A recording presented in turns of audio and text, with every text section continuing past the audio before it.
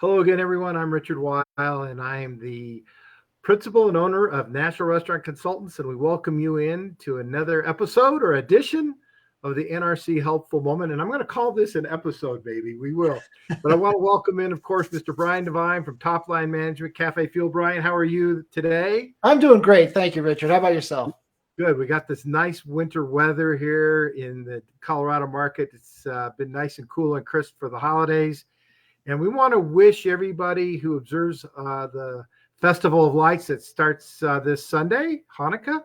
Indeed. It starts this Sunday and it runs for 8 days, of course. And next week, we will be talking about the Christmas and New Year's holiday. But today, it's about third-party delivery. Third-party delivery. You know, a lot of restaurants look at it as the werewolf. It's a necessary evil. And we've been studying this here recently, and to be honest with you, don't look at it as a necessary evil, but as a necessary thing to manage to your advantage. That's the key. And most operators are not taking full advantage of what these third-party delivery companies offer in terms of their dashboard and marketing information and operational information. You know, when we get a credit card charge back on our merchant service fee, you get notified on email, probably by your merchant service vendor, and you get a chance to challenge it or dispute it. Most restaurants don't realize you have that same opportunity with the third-party delivery. So that's step one. Are you set up in their dashboard, and is somebody looking at that third-party delivery fee every week? You could actually look at it every day, but you basically got 10 days or so with most of them to dispute somebody who's saying they didn't receive an order, didn't receive part of the order, and even communicate potentially with a guest who's had a great experience or not a great experience. Because remember, the third-party delivery is paying attention to those things and they're monitoring it, but you should be as well, especially when third-party deliveries are becoming 4, 5, 10, 15% of your business. You need to be paying attention to it just like you do any other customer comment through any other medium that you receive. And my feeling is today, our feeling today collectively is third-party delivery is not going to go away anytime soon.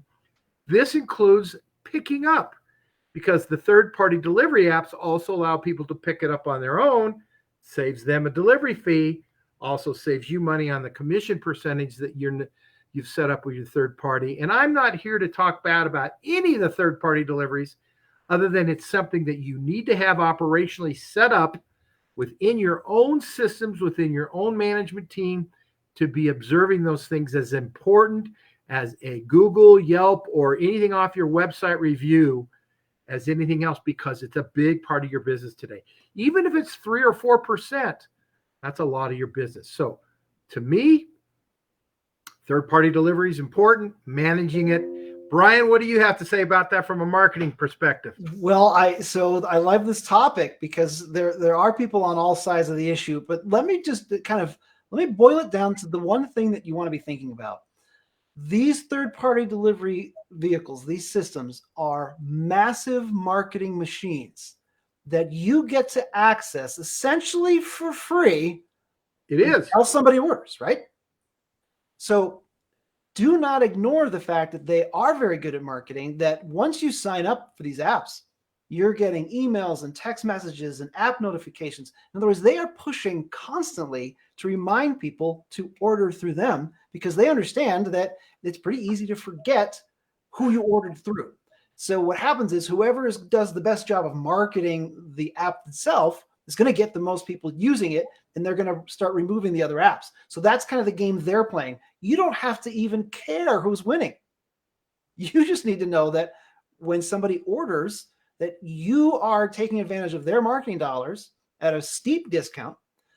And then what I want to make sure you do is that you have some mechanism to get the person who ordered on your list, so that you have used their marketing and you now have it in your marketing.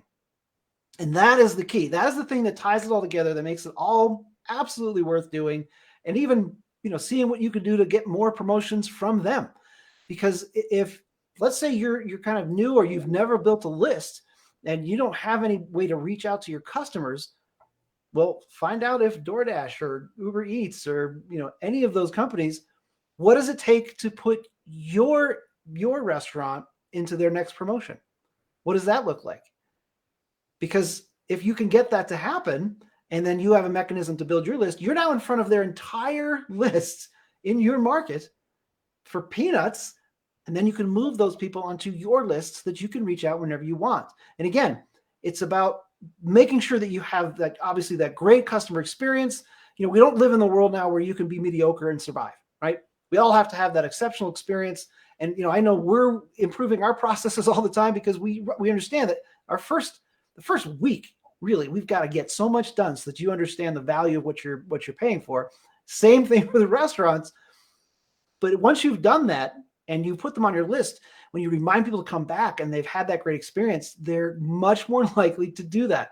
So take advantage of what those big third-party apps are doing, that massive marketing system they put in place, and then find ways to build your own list so that if anything should happen to them, or they decide they don't like you anymore and they don't promote you, that's okay. You've already gotten what you need out of them. Does that make sense, Richard? I know I kind of... It does. And just remember, it is free. When you're in their system and they're promoting, remember, the more that they sell through you, the greater the commission. And a lot of us look at this as a necessary evil.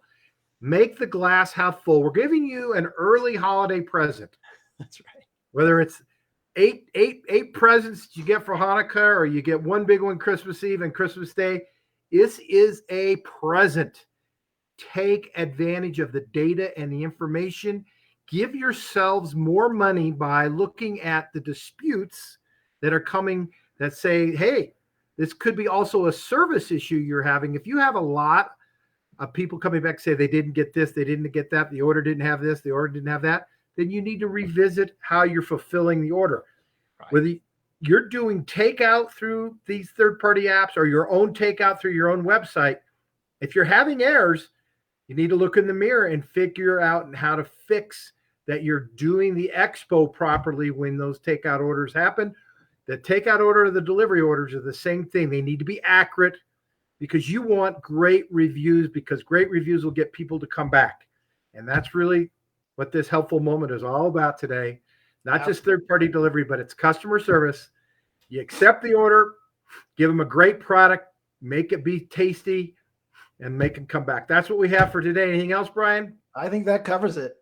All right, everybody. We'll talk to you all next week when it's right before the holiday. Happy Hanukkah again. So long for now. Bye. Bye, everybody.